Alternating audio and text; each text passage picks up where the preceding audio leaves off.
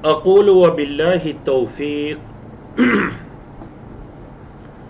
الحمد للہ رب العالمین والصلاة والسلام علی المبعوث رحمة للعالمین سیدنا محمد وعلى آلہ واصحابہ اجمعین اما بعد رب اشرح لی صدری ویسر لی امری واحلل عقدۃ من لسانی یفقہوا قولی اللهم انفعنا بما علمتنا وعلمنا ما ينفعنا وزدنا علما۔ اللہ رب العزت کی توفیق سے ہمارے کورس آئیں قرآن سمجھیں شروع سے آخر تک understand Quran from beginning to end کا آج لیول 5 کا سبق نمبر 11 ہے، جس میں 27ویں پارے کے ہم پیج نمبر 11 سے لے کر 15-16 تک پڑھیں گے انشاءاللہ، اور جس میں ہم سورۃ الرحمن اول سے آخر تک اور سورۃ الواقعہ اول سے آخر تک پڑھیں گے۔ دونوں صورتوں کو انشاءاللہ ایک سیشن کے اندر اللہ کی توفیق سے ہم مکمل کریں گے۔ کورس کے مقاصد اور کورس کا تعارف آپ کے سامنے ہے، تو چلیے سورۃ الرحمن کا تعارف جانتے ہیں۔ سورت کا نام سورۃ الرحمن اس کی آیت نمبر 1 کی مناسبت سے 78 آیات پر مشتمل یہ سورت ہے۔ یہ مکی سورت ہے، ہجرت سے پہلے نازل ہوئی، اور اس سورت کا نام اس کی آیت نمبر 1 کی مناسبت سے رکھا گیا۔ اور موضوعات کے اندر سب سے جو اس کا بیسک ٹاپک ہے وہ اللہ کی آیات کی تذکیر ہے۔ اللہ کی آیات کی تذکیر، اللہ کی آیات کی یاد دہانی اور اللہ کی نشانیوں کی تصدیق کرنے والوں کے لیے اللہ کی طرف سے اکرام، عزت اور تکذیب کرنے والوں کے لیے، یعنی اللہ کی جو صفت ہے نا کہ اللہ ذوالجلال والاکرام ہے، ذوالجلال والاکرام، تو جو اللہ کی نشانیوں کی، اللہ کی نعمتوں کی تصدیق کرنے والے ہیں، ان کا شکر ادا کرنے والے ہیں، تو اللہ ان کے لیے ذوالاکرام ہے، ان پر اور نعمتیں کرنے والا ہے۔ اور جو اللہ کی نعمتوں کی ناشکری کرنے والے ہیں ان کے لیے اللہ کی صرف ذوالجلال ہے۔ تو قرآن کی تعلیم کے علاوہ آفاق اس کائنات کے اندر، انفس انسان کی اپنی جانوں میں بہت نشانیاں ہیں جن میں غور و فکر کی دعوت ہے۔ تو چلیے سورۃ الرحمن کی روشنی میں ان نشانیوں پر غور و فکر کرتے ہیں۔ اعوذ باللہ من الشیطان الرجیم، بسم اللہ الرحمن الرحیم۔ الرحمن وہ رحمان ہے، علم القرآن فعل ماضی، علمہ اس نے سکھایا قرآن، خلق الانسان انسان کو پیدا کیا، علمہ البیان اس نے انسان کو سکھایا بولنا، بیان، الشمس والقمر سورج اور چاند، بحسبان ایک مقرر اندازے میں ہیں، مقرر ہیں، اپنی طے شدہ منازل کے اندر چل رہے ہیں، والنجم اور ستارے، والشجر اور درخت، یسجدان یہ دونوں مخلوقات سجدہ کرتی ہیں، تثنیہ کا لفظ یسجدان، والسماء اور آسمان کو، رفع اس نے بلند کیا، یعنی اس اللہ نے، اس کو یعنی آسمان کو، ووضع المیزان اور اس اللہ نے انصاف کو رکھ دیا، اللہ نے آسمان کو بلند کیا اور انصاف کو رکھ دیا اس زمین پر، اللہ تطغوا یہ کہ نہ تم بڑھاؤ، فی المیزان ترازو میں، ترازو کے اندر تم سرکشی سے کام نہ لو، حد سے نہ بڑھو، ترازو میں ناپ تول میں حد سے بڑھو مت، وَأَقِيمُ الْوَزْنَ اور قائم کرو وزن کو، بالقسط انصاف کے ساتھ، وَلَا تُخْسِرُوا اور کمی نہ کرو، المیزان اس ماپ تول میں، اس ترازو میں کمی نہ کرو، اللہ مختصر تفسیر دیکھیے کہ اللہ رب العزت نے اپنی صفت الرحمن، جو کہ اللہ رب العزت کا بعض علماء کے مطابق اللہ کے جو حقیقی نام ہیں، اللہ کے جو ذاتی نام ہے، وہ لفظ اللہ اور لفظ الرحمن، اللہ الرحمن. تو اللہ رب العزت نے سورت کی ابتدا میں الرحمن، بہت مہربان، صرف رحم کرنے والا نہیں بلکہ بہت مہربان. یہ اللہ کی ہم پر مہربانی ہے. کیا مہربانی ہے جی؟ علم القرآن، کہ اس نے ہمیں قرآن سکھا دیا. اس کی مہربانی ہے کہ اس نے انسانوں کو پیدا کیا اور انہیں بولنا سکھایا. اس کی مہربانی ہے کہ سورج اور چاند ایک مقرر اندازے کے اندر گردش میں ہیں، اور ستارے اور درخت، اس کی شان یہ ہے، اس رحمان کی شان کہ ستارے اور درخت اس کے سامنے سر بسجود ہے. اس نے آسمانوں کو بلند کیا اور روئے زمین میں عدل و انصاف کو رکھا. تو یاد رکھیے گا، ایک بڑے عالم اور محدث اور فقیہ گزرے ہیں، امام ابن تیمیہ رحمہ اللہ، فرماتے ہیں عدل و انصاف ایک ایسی صفت ہے کہ اگر مسلم معاشروں کے اندر عدل و انصاف ہوگا تو وہ قائم رہیں گے، اور اگر نہیں ہوگا تو مسلم معاشرے کو کوئی چیز نہیں بچا سکے گی. اور اگر غیر مسلم ممالک کے اندر، معاشروں کے اندر بھی عدل و انصاف ہوگا تو وہ بھی ایک مقرر وقت تک قائم رہیں گے. یعنی عدل و انصاف ایسی چیز ہے کہ اگر غیر مسلم بھی عدل و انصاف کا خیال رکھتے ہیں تو یہ معاشروں کی بقا کی علامت ہے. آج آپ دیکھ لیجئے جن ممالک کے اندر عدل و انصاف ہے ان میں کس قدر آپ کو استحکام دکھائی دے گا. تو اللہ نے عدل و انصاف کی ایک مثال بیان فرمائی کہ ماپ تول میں کمی نہ کرو، اللہ تطغوا فی المیزان.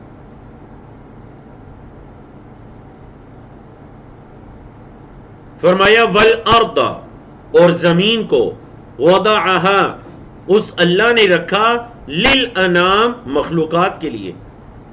اس اللہ نے زمین کو مخلوقات کے لیے بچھا دیا. فیہا، یعنی زمین میں، کیونکہ ارض کا لفظ عربی میں مؤنث استعمال ہوتا ہے. والارض، اور زمین کو، وضعها، اس اللہ نے رکھا، للانام، مخلوقات کے لیے. فیہا، یعنی اس زمین میں، فاکہۃ، پھل ہیں، اس زمین میں میوہ جات ہیں. والنخل، اور کھجور ہیں. کیسی کھجور؟ ذات الاکمام، خوشوں والی کھجور. اس زمین کے اندر کیسی کھجور ہے جی؟ خوشوں والی کھجور اللہ رب العزت نے رکھ دی. تہ بتہ ہے کھجور کے وہ خوشیں، ذات الاکمام. والحب، اور غلہ ہے، ذو العصف، بوسے والا. والریحان، اور اس زمین کے اندر اللہ رب العزت نے ریحان کو رکھ دیا، مطلب یہ کہ خوشبو والے پھولوں کو بھی رکھ دیا. اس زمین میں بس والے اناج کو رکھا. والحب، اناج، ذو العصف، بس والا، والریحان، اور خوشبودار پھول. فَبِأَيِّ آلَاءِ رَبِّكُمَا تُكَذِّبَانِ. سورۃ الرحمن کی جو خوبصورت بات کہ اس سورت کے اندر یہ آیت کریمہ بار بار رپیٹ ہوتی ہے. بڑی ہی خوبصورت آیت کریمہ. فَبِأَيِّ آلَاءِ رَبِّكُمَا تُكَذِّبَانِ. تم اپنے رب کی کن کن نعمتوں کو جھٹلاؤ گے. فَبِأَيِّ آلَاءِ، آلَةٌ کی جمع آلہ، کن کن نعمتوں کو، ربکما، تم دونوں کے رب کی، مطلب اے انس و جن، اے انسانوں اور جنوں، تم دونوں اپنے رب کی کن کن نعمتوں کو تکذبان، جھٹلاؤ گے، ان کا انکار کرو گے، تکذیب کرو گے. اللہ اکبر. تو ذرا چیٹ میں بتائیے کہ یہ آیت کریمہ اس سورت کے اندر کتنی مرتبہ ریپیٹ ہوتی ہے؟ ماشاءاللہ ماشاءاللہ ماشاءاللہ. ایسے لگ رہا ہے جیسے سسٹر شازیہ ہیں، انہوں نے جواب پہلے سے لکھ کر رکھا ہوا تھا. ابھی سوال مکمل نہیں ہوا، انہوں نے جواب دے دیا ماشاءاللہ، اور جواب بالکل درست. سسٹر فہمیدہ ہیں، جواب درست ہے. سسٹر شہناز خان ہیں، جواب درست ہے. انصاری صدیقہ ہیں، جواب درست ہے. ڈاکٹر فاطمہ مہر ہیں، جواب درست ہے. محمد عمر ہیں، جواب درست ہے. بارک اللہ فیکم. تو ماشاءاللہ میں نے 3 کی بجائے 5-6 نام لے لیے. یہ آیت کریمہ اس صورت میں 31 مرتبہ رپیٹ ہوتی ہے. فَبِأَيِّ آلَاءِ رَبِّكُمَا تُكَذِّبَانِ. یہ آیت کریمہ اس صورت کے اندر 31 بار رپیٹ ہوتی ہے. اللہ اکبر، 31 بار یہ آیت کریمہ رپیٹ ہوتی ہے. فَبِأَيِّ آلَاءِ رَبِّكُمَا تُكَذِّبَانِ. تم اپنے رب کی کن کن نعمتوں کو جھٹلاؤ گے. تو دیکھیں یہاں پر ایک ایک نعمت کو اللہ نے بیان کیا اور ساتھ یہ بتا دیا کہ تم اپنے رب کی کن کن نعمتوں کو جھٹلاؤ گے. اللہ نے ایک ایک نعمت کو بیان کیا اور ساتھ بتلا دیا کہ تم اپنے رب کی کن کن نعمتوں کو جھٹلاؤ گے.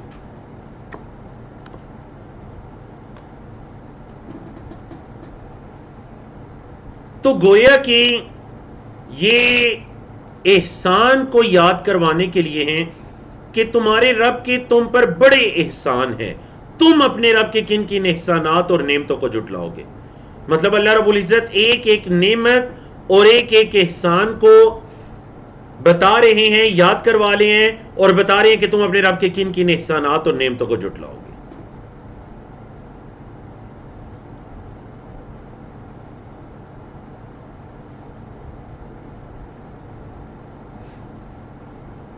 فرمایا خلق الانسان، اس اللہ نے پیدا کیا انسان کو، من صلصال،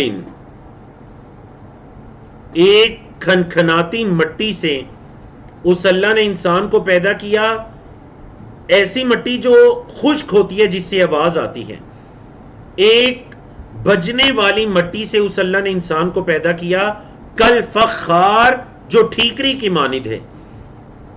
کوئی مٹی جیسے خشک ہو کر ایک ٹھیکری کی شکل اختیار کر جاتی ہے، جیسے مٹی کے برتن بنتے ہیں، جب وہ برتن ٹوٹ جاتے ہیں تو مختلف ٹھیکریوں میں تقسیم ہو جاتے ہیں. تو ایسی مٹی سے، ٹھیکری والی بجنے والی مٹی سے اللہ نے انسان کو پیدا کیا. وَخَلَقَ الْجَانَّ، جن ان کی جمع جان، اور اس اللہ نے پیدا کیا جنوں کو، مِن مَارِجٍ مِن نار، مِن مَارِجٍ شعلے سے، من نار آگ کے. اس اللہ نے جنوں کو آگ کے شعلے سے پیدا کیا. فَبِأَيِّ آلَاءِ رَبِّكُمَا تُكَذِّبَانِ. تم اللہ کی کن کن نعمتوں کو جھٹلاؤ گے. اللہ نے انسان کو پیدا کیا، اللہ نے جنات کو پیدا کیا. یہ اللہ کی کس قدر بڑے احسانات ہیں. تم اپنے رب کی کس کس نعمت کو، کن کن نعمتوں کو جھٹلاؤ گے. رب المشرقین، وہ 2 مشرقوں کا رب ہے، ورب المغربین، اور 2 مغربوں کا رب ہے. فَبِأَيِّ آلَاءِ رَبِّكُمَا تُكَذِّبَانِ. 2 مشرقوں اور 2 مغربوں سے کیا مراد ہے؟ اور آپ کے علم میں ہے، پہلے یہ نقطہ گزر چکا ہے، تفصیل کے ساتھ بیان بھی ہو چکے کہ قرآن مجید میں واحد کا لفظ بھی آیا، رب المشرق والمغرب. 2 کا لفظ بھی آیا، رب المشرقین و مغربین، 2 مشرقوں کا رب اور 2 مغربوں کا رب. اور جمع کا لفظ بھی آیا، رب المشارق والمغارب، ساری مشرقوں کا رب اور ساری مغربوں کا رب. تو اب ان آیات کو کیسے سمجھا جائے گا کہ اگر ہم ڈائریکشن مراد لیں گے مشرق مغرب تو وہ ایک ہی ہے. اگر ہم موسم کی تبدیلی کے اعتبار سے موسم گرما یا سرما میں سورج چاند کا نکلنا مراد لیں گے تو وہ 2 ہو جائیں گے. مشرق ایک موسم میں الگ مشرق اور دوسرے موسم میں الگ مشرق، اور اسی طرح الگ مغرب اور الگ مغرب. تو 2 ہو گئی، رب المشرقین 2 مشرقوں کا رب، ورب المغربین اور 2 مغربوں کا رب. اور رب المشارق والمغارب جمع جب لیا جائے گا تو اگر آپ روزانہ سورج کے نکلنے کی جگہ کو دیکھیں تو وہ تھوڑا تھوڑا اپنی جگہ سے ہٹتا ہے. تو اس اعتبار سے کئی ایک مشرقیں ہیں، اور غروب ہونے کی جگہ میں بھی روزانہ وہ جگہ تبدیل کرتا ہے، تو کئی ایک مغربیں ہیں. تو اس اعتبار سے قرآن مجید کی یہ تینوں آیات بالکل درست ہیں، اور آپ کی سائنس نے بھی اس چیز کی تصدیق کر دی کہ ہاں بالکل قرآن نے یہ جو مشرق اور مغرب کے بارے میں بتایا بالکل درست نظریہ ہے. فرمایا مرج البحرین یلتقیان. مرج البحرین یلتقیان، اس اللہ نے کیا کیا؟ اس اللہ کی یہ بھی ایک نعمت ہے کہ اس نے دریا جاری کر دیے، دو دریا، بحرون ایک دریا، بحرین دو دریا. مرج البحرینی، اس نے دو دریا جاری کر دیے، یلتقیان جو آپس میں ملتے ہیں، ایسے آپس میں مل رہے ہیں، لیکن کیا ہے؟ بینہما برزخ، ان دونوں دریاؤں کے درمیان میں ایک پردہ ہے، ایک رکاوٹ ہے، برزخ. لا یبغیان، وہ اس سے آگے نہیں بڑھتے. تو آپ نے ایسی ویڈیوز بھی دیکھی ہوں گی، شاید آپ میں سے کسی نے اپنی آنکھوں سے مشاہدہ کیا ہو کہ دو دریا ہیں یا سمندر کے اندر پانی کے دو حصے ہیں، دونوں چلے جا رہے ہیں، اور ایک کا پانی میٹھا ہے، پینے کے قابل ہے، اس کا کلر بالکل تبدیل ہے، دوسرے کا پانی کھارا ہے، نمکین ہے، پینے کے قابل بھی نہیں ہے، اور وہ دونوں آپس میں مکس بھی نہیں ہو رہے. فَبِأَيِّ آلَاءِ رَبِّكُمَا تُكَذِّبَانِ، تم اپنے رب کی کن کن نعمتوں کو جھٹلاؤ گے؟ اور آپ کی سائنس نے بتلایا کہ میٹھا پانی بھی بہت ضروری ہے اور نمکین پانی بھی بہت ضروری ہے. سمندر کے اندر جو مخلوقات ہیں، سمندر آپ کی زمین کا 3 گنا ہے، اور اس کی مخلوقات، اگر اس کی مخلوقات نکل کر مرنے کے بعد زمین پر گرنا شروع ہو جائیں کناروں پر، تو کیا ہماری زمین پر زندگی کا وجود رہے گا؟ نہیں. تو سمندر کے کھارے اور نمکین پانی میں بھی اللہ کی بڑی حکمت ہے کہ وہ مخلوقات اندر ہی گل سڑ جائیں، ختم ہو جائیں. تو فرمایا ان کے درمیان ایک پردہ ہے، دونوں، یہ سمندر اس میں انٹر نہیں ہوتا، وہ اس میں انٹر نہیں ہوتا. یخرج منہما، ان دونوں سے نکلتے ہیں، اللؤلؤ موتی، والمرجان اور مرجان، ان دونوں سمندروں سے موتی اور مرجان وغیرہ نکلتے ہیں. مرجان بھی موتی کی ایک قسم ہے. فَبِأَيِّ آلَاءِ رَبِّكُمَا تُكَذِّبَانِ. وَلَهُ، اور اسی اللہ کے لیے ہیں، الجوار، جوار جاریتن کی جمع ہے چلنے والیاں، چلنے والی کشتیاں اسی اللہ کے لیے ہیں. المنشآت، المرفوعات کے معنی میں جنہیں بلند کیا گیا ہے، فی البحر سمندر میں، کل اعلام پہاڑوں کی مانند، پہاڑوں کی مانند چلنے والے بحری جہاز سمندر کے اوپر جو بلند ہے، سمندر کے اندر نہیں ڈوبتے، وہ بھی تو اس اللہ کے لیے ہیں، اللہ کے حکم سے ہی وہ چل رہے ہیں. فَبِأَيِّ آلَاءِ رَبِّكُمَا تُكَذِّبَانِ. دیکھ لیجئے اس وقت معیشت کا انحصار انہی سمندروں کے ذریعے سے اور بحری راستوں کے ذریعے سے ہے. تو یہ اللہ کی کس قدر بڑی نعمت ہے. فَبِأَيِّ آلَاءِ رَبِّكُمَا تُكَذِّبَانِ. فرمایا کُلُّ مَنْ عَلَيْهَا فان، جو کوئی بھی اس کے اوپر ہے، فان وہ فنا ہونے والا ہے، جو کوئی بھی اس کے اوپر ہے وہ فنا ہونے والا ہے. وَيَبْقَى وَجْهُ رَبِّكَ، تیرے رب کا چہرہ، مطلب تیرے رب کی ذات باقی رہے گی، ذو الجلال والاکرام، جو جلال اور اکرام والا ہے. وہ اللہ جو بزرگ اور بلند و بالا ہے، جلال و اکرام والا ہے، ذو والے کے معنی میں ہے، وہ اللہ جو بلند و بالا ہے، وہ ذو الجلال والاکرام ہے، وہ باقی رہے گا، باقی جو کچھ ہے اس زمین پر وہ فنا ہونے والا ہے. فَبِأَيِّ آلَاءِ رَبِّكُمَا تُكَذِّبَانِ. یسألہ، سوال کرتے ہیں اس سے. کون سوال کرتے ہیں جی؟ من فی السماواتی جو آسمانوں میں ہے، والارضی اور زمین میں ہے، جو آسمانوں اور زمین میں ہے وہ اسی اللہ سے سوال کرتے ہیں، کل یوم ہوا فی شان، ہر دن وہ کسی نئی شان میں ہوتا ہے. جو کچھ آسمانوں اور زمین میں ہے وہ اسی اللہ سے مانگتے ہیں، اس اللہ سے سوال کرتے ہیں، اور ہر دن وہ کسی نئی شان میں ہوتا ہے. کیا مطلب وہ اپنی مخلوقات کے امور کی انجام دہی کے اندر ہوتا ہے. کل یوم ہوا فی شان. تو دیکھیے جو ذوالجلال والاکرام ہے، جو مالک الملوک ہے، بادشاہوں کا بادشاہ ہے، اللہ ذوالجلال والاکرام، وہ اپنی مخلوقات کے امور کی انجام دہی میں ہوتا ہے. تو یہ کس قدر اللہ کی بڑی نعمت ہے ہم پر. تو فرمایا فَبِأَيِّ آلَاءِ رَبِّكُمَا تُكَذِّبَانِ. یاد رکھیے گا یہ اتنی خوبصورت آیت کریمہ ہے، اس آیت کریمہ کو اس سے پچھلی ہر آیت کے ساتھ جوڑ کر پڑھیے. اس کا یہ مطلب نہیں ہے کہ یہ بار بار ریپیٹ ہو رہی ہے. جتنی مرتبہ ریپیٹ ہو رہی ہے نئے معنی کے اندر، اور آپ کو اللہ کے نئے احسانات یاد دلانے کے لیے ریپیٹ ہو رہی ہے. اس لیے حقیقت میں یہ ریپیٹ نہیں ہو رہی، حقیقت میں یہ تکرار نہیں ہے، کیونکہ معنی تبدیل ہو رہے ہیں. ہر نعمت الگ ہے.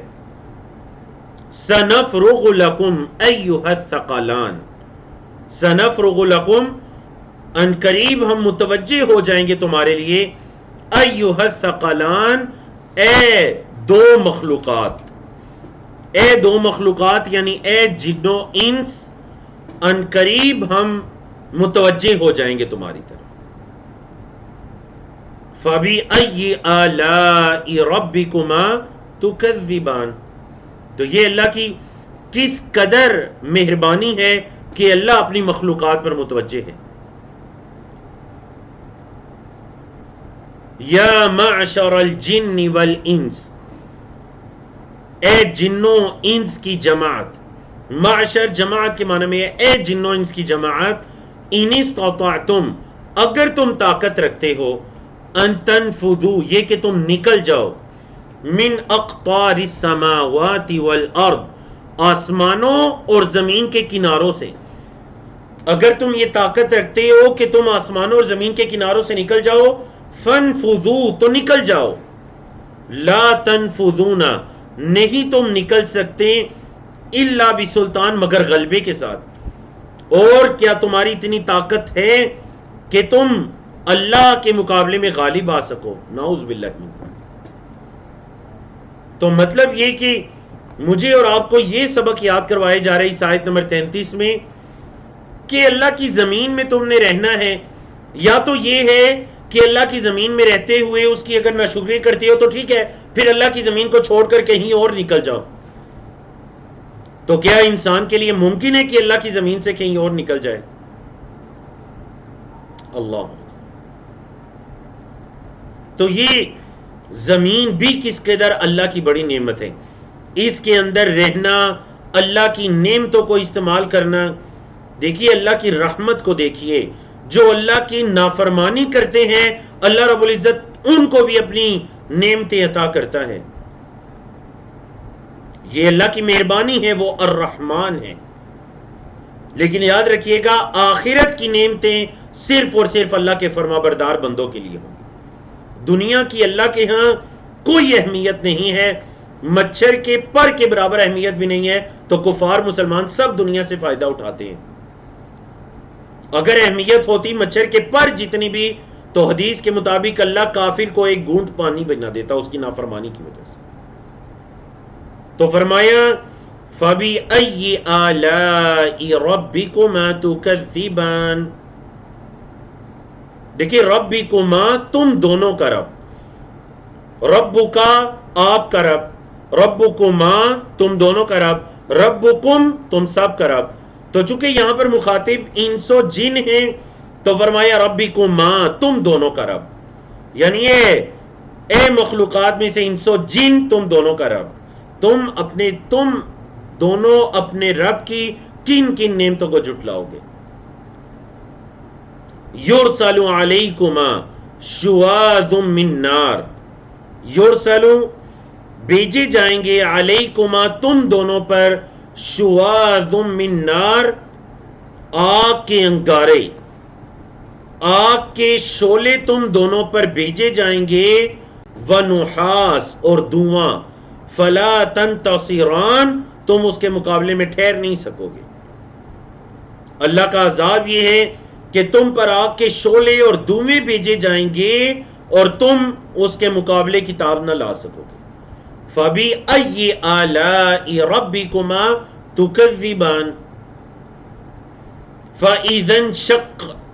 فَإِذَا انشَقَّتِ السَّمَاءُ جب آسمان شق ہو جائے گا، فَكَانَتْ وَرْدَةً وہ سرخ ہو جائے گا، کَالدِّہَان سرخ چمڑے کی طرح، وہ بالکل سرخی مائل ہو جائے گا سرخ چمڑے کی طرح۔ الدِّہَان کہتے ہیں سرخ چمڑے کو۔ جس دن زمین آسمان پھٹ جائے گا اور سرخ چمڑے کی مانند ہو جائے گا۔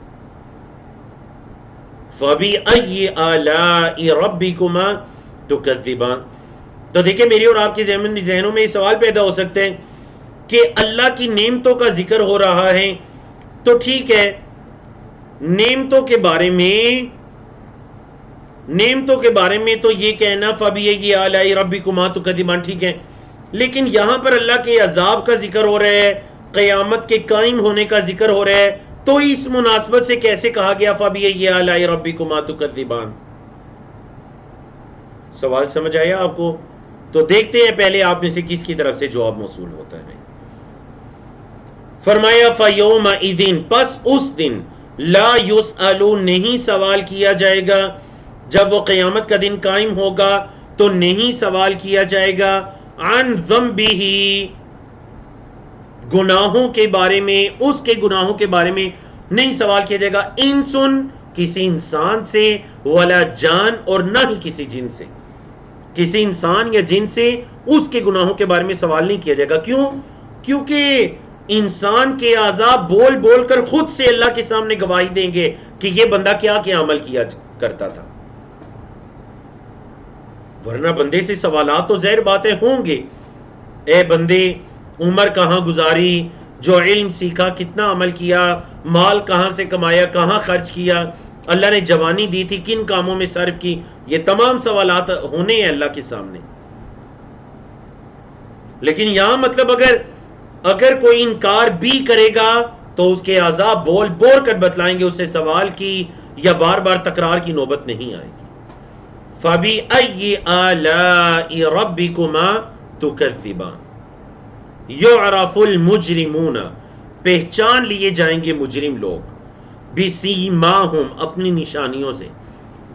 فَيُؤْخَذُ فعل مجہول ہے، یعرف بھی اور یؤخذ بھی، پس پکڑ لیا جائے گا، بالنواسی پیشانیوں سے، والاقدام اور قدموں سے، ان کو پیشانیوں اور قدموں سے پکڑ لیا جائے گا، گھسیٹا جائے گا۔ فَبِأَيِّ آلَاءِ رَبِّكُمَا تُكَذِّبَانِ هَذِهِ جَهَنَّمُ الَّتِي یہ ہے وہ جہنم جو الَّتِي يُكَذِّبُ جس کو جھٹلاتے ہیں، بہا اس جہنم کو، کیونکہ جہنم لفظ عربی میں مؤنث استعمال ہوتا ہے تو اس لیے بہا آیا۔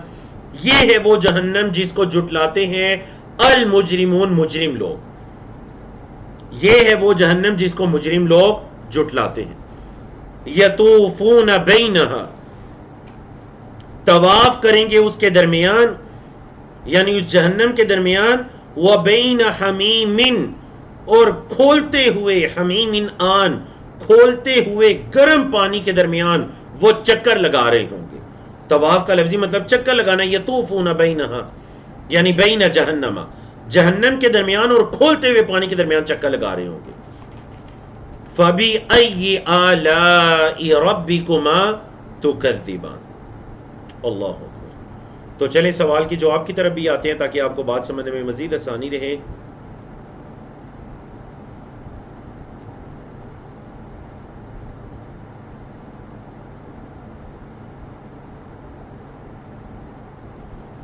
سسٹر اریبہ عمران ہے، جواب ماشاءاللہ بہت اچھا ہے۔ سسٹر رفیہ سرور ہیں، جواب بہت اچھے ماشاءاللہ.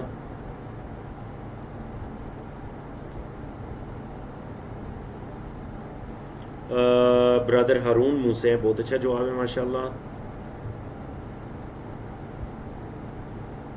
باقی ماشاءاللہ سسٹر عرفان ہے، جواب درست ہے. سسٹر فردوس ہیں، جواب درست ہے. بارک اللہ فیکم. بہت اچھا ماشاءاللہ جوابات آئے ہیں. جن کے میں نے نام لی ان کے جوابات بہت ہی اچھے تھے ماشاءاللہ. تو یاد رکھیے گا قیامت کا قائم ہونا بھی اللہ کی بہت بڑی نعمت ہے، کیونکہ اس دن اہل ایمان کو ان کے اعمال کا بدلہ ملے گا، اور جو کفار اور نافرمان ہوں گے ان کو ان کے اعمال کا بدلہ ملے گا. تو اس اعتبار سے قیامت کا دن کس قدر بڑی نعمت ہے. نمبر 2 کہ جب انسان کے دل میں یہ شعور اور احساس ہے کہ میں نے اپنے اعمال کا کل جواب دینا ہے، تو ظاہر بات ہے اس کے اعمال میں بھی کچھ بہتری آئے گی. تو دیکھیے اس اعتبار سے اللہ کی کس قدر بڑی نعمت ہے قیامت. قیامت ہمیں اپنی اصلاح کرنے پر مجبور کرتی ہے، کیونکہ قیامت کے ناموں میں سے ایک یوم الدین ہے، وہ بدلے کا دن ہے. تو ہمیں ہمارے اعمال کا بدلہ ملنا ہے، تو ہمیں چاہیے ایسے اعمال کریں کہ قیامت کے دن ہمیں اچھا بدلہ مل سکے اللہ سے. تو اس اعتبار سے قیامت، جنت، جہنم، یہ سب اللہ کی بڑی نعمتیں ہیں. جہنم کے ڈر کا ہونا کس قدر بڑی نعمت ہے. اللہ نے جہنم کو قائم کیا، اس کو پیدا کیا تاکہ اللہ کے بندے اس ڈر کو اپنے دل میں لا کر گناہوں سے اپنے آپ کو بچائیں. یہ بھی اللہ کی نعمت ہے. اس اعتبار سے اعاذنا اللہ من. فرمایا وَلِمَنْ خَافَ، اور اس کے لیے جو ڈر گیا، مقام ربہ، اپنے رب کے سامنے کھڑا ہونے سے. قام یقوم سے مقام ہے، اپنے رب کے سامنے قیام کھڑا ہونے سے جو ڈر گیا. جنتان، اس کے لیے 2 جنتیں ہیں. اس جنتان کا تعلق وَلِمَنْ کے ساتھ ہے. اس کے لیے جو کہ اس کے لیے جنتان، 2 باغات، اللہ نے 2 جنتیں تیار کر رکھی ہیں. اللہ نے اس کے لیے 2 جنتیں تیار کر رکھی ہیں جو اپنے رب کے سامنے کھڑا ہونے سے ڈر گیا. اللہ کے سامنے کھڑا ہونا، اور اس قیامت کے دن میں کھڑا ہونا جس دن بعض انسان اپنے پسینے کے اندر ٹخنوں تک ڈوبے ہوئے ہوں گے، بعض گھٹنوں تک ڈوبے ہوئے ہوں گے، بعض کندھوں تک اپنے پسینے کے اندر ڈوبے ہوں گے. وہ دن اتنی سختی والا دن. لوگ حضرت آدم علیہ السلام کے پاس جائیں گے، آپ اللہ کے سامنے ہماری سفارش کیجئے. نہیں. حضرت ابراہیم کے پاس، حضرت موسیٰ کے پاس جاؤ، نبی کریم صلی اللہ علیہ وسلم کے پاس. نبی کریم صلی اللہ علیہ وسلم بھی اپنے سر بسجود گر پڑیں گے اللہ کے سامنے، سجدے میں گر پڑیں گے اللہ کے سامنے، اور اللہ کی تسبیحات کریں گے جو اللہ اس دن محمد صلی اللہ علیہ وسلم کو سکھائے گا. ایک طویل عرصے تک سجدے میں پڑے رہیں گے. پھر کہا جائے گا اے محمد صلی اللہ علیہ وسلم اپنے سر کو اٹھائیے. ارفع رأسک، اپنے سر کو اٹھائیے. سل تعطا، آپ سوال کیجئے آپ کو دیا جائے گا. کس قدر سختی والا دن. انبیاء کرام بھی اللہ کے سامنے کوئی عرضی رکھنے سے انکار کر رہے ہیں. نبی کریم صلی اللہ علیہ وسلم بھی عرض نہیں رکھ رہے، سجدے میں گر رہے ہیں. فرمایا جو اس دن اللہ کے سامنے کھڑا ہونے سے ڈر گیا، مطلب دنیا میں اس کو یہ ڈر ہوا کہ ایک دن اس نے اللہ کے سامنے کھڑا ہونا ہے، اپنے اعمال کا جواب دینا ہے، اس کے لیے 2 جنات ہیں، اس کے لیے 2 باغات ہیں. جنتان، جنتان کا مطلب یہ ہوتا ہے 2 باغات. فَبِأَيِّ آلَاءِ رَبِّكُمَا تُكَذِّبَانِ ذَوَاتَا أَفْنَانٍ. ذات ان سے تسنیہ ہے ذواتا، وہ دونوں ہوں گے والے، مطلب ذات ان کی ہوتا ہے نا. کسی عورت کے لیے کہا جاتا ہے ذات المال، مال والی عورت. تو ذواتا وہ دونوں باغ والے ہوں گے. کس والے؟ افنان، ٹہنیوں اور شاخوں والے. وہ دونوں باغ ٹہنیوں والے ہوں گے. فَبِأَيِّ آلَاءِ رَبِّكُمَا تُكَذِّبَانِ فِيهِمَا عینانی فیہما ان دونوں باغات کے اندر، مطلب ان دونوں جنتوں کے اندر عینانی دو چشمے ہوں گے، تجریان جو چر رہے ہوں گے. ان دونوں باغات میں دو چشمے چر رہے ہوں گے، جاری ہوں گے. فَبِأَيِّ آلَاءِ رَبِّكُمَا تُكَذِّبَانِ فِيهِمَا مِن كُلِّ فَاكِهَةٍ زَوْجَانِ. فِيهِمَا ان دونوں باغات میں من کل فاکہۃ ہر طرح کے میوہ جات ہوں گے، زوجان جوڑا جوڑا، ہر طرح کے میوہ جات جوڑا جوڑا ہوں گے. اللہ اکبر. فَبِأَيِّ آلَاءِ رَبِّكُمَا تُكَذِّبَانِ. جنتی اس دن کیا کر رہے ہوں گے؟ متکئین علی فرش، وہ اپنے بستروں پر ٹیک لگائے ہوئے ہوں گے. وہ بستر کیسے ہوں گے؟ بطائنہا، ان بستروں کا جو استر ہوں گے، من استبرق، وہ ریشم کے بنے ہوئے ہوں گے. ان بستروں کے استر ریشم کے بنے ہوئے ہوں گے، ان پر جنتی ٹیک لگائے ہوئے بیٹھے ہوئے ہوں گے. وَجَنَى الْجَنَّتَيْنِ، اور ان دونوں باغات کے میوہ جات دانن بہت قریب ہوں گے. دنا یدنو سے دانن اسم فاعل ہے، بہت قرب والے ہوں گے. مطلب جنتیوں کے اتنے قریب ہوں گے کہ اگر وہ اپنے بستروں پر سے ہاتھ پھیلا کر اس میوے جات کو توڑنا چاہیں گے تو وہ توڑ لیں گے. اللہ اکبر.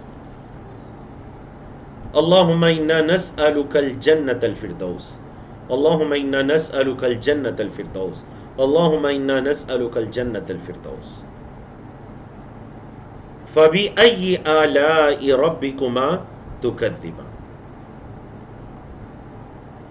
فرمایا فیہن، ان جنتوں کے اندر قاصرات الطرف، نگاہوں کو نیچا رکھنے والی حوریں ہوں گی.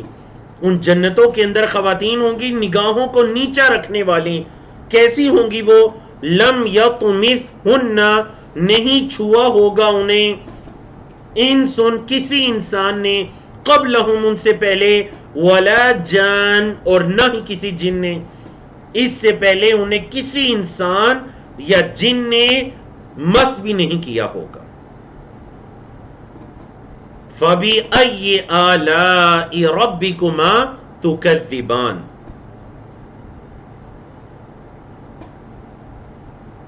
كَأَنَّهُنَّ الْيَاقُوتُ وَالْمَرْجَانُ، گویا کہ وہ حوریں کیا ہیں؟ وہ یاقوت اور مرجان ہیں، وہ موتیوں کی طرح کی حوریں ہوں گی. اس قدر پاکیزہ اخلاق اور پاکیزہ ابدان والی. فَبِأَيِّ آلَاءِ رَبِّكُمَا تُكَذِّبَانِ. اور صحابہ کرام سے کیا مروی ہے کہ اس آیت کے جواب میں وہ کیا کہتے ہیں؟ لا بِشَيْءٍ مِّن نِعَمِكَ رَبَّنَا نُكَذِّبُ، اے ہمارے رب تیری نعمتوں میں سے ہم کسی چیز کو نہیں جھٹلاتے. ماشاءاللہ یہ سسٹر ہیں، انہوں نے ابھی چیٹ میں لکھ کر یاد کروایا. تو بالکل جب اس آیت کو سنا جائے فَبِأَيِّ آلَاءِ رَبِّكُمَا تُكَذِّبَانِ، تم اپنے رب کی کن کن نعمتوں کو جھٹلاؤ گے؟ تو اس آیت کا جواب کہ لا بِشَيْءٍ مِّن نِعَمِكَ رَبَّنَا نُكَذِّبُ، اے ہمارے رب ہم آپ کی نعمتوں میں سے کسی چیز کو نہیں جھٹلاتے. فرمایا هَلْ جَزَاءُ الْإِحْسَانِ إِلَّا الْإِحْسَانِ، نہیں ہے احسان کا بدلہ مگر احسان. تو یاد رکھیے گا، پہلے احسان سے مراد دنیا کے اندر انسانوں کے اچھے اعمال کرنا ہے، اپنے اعمالوں کو اچھی طرح کرنا ہے، پہلے احسان سے یہ مراد ہے. اور دوسرے احسان سے مراد جنت کے اندر ان احسانات کا بدلہ ہے.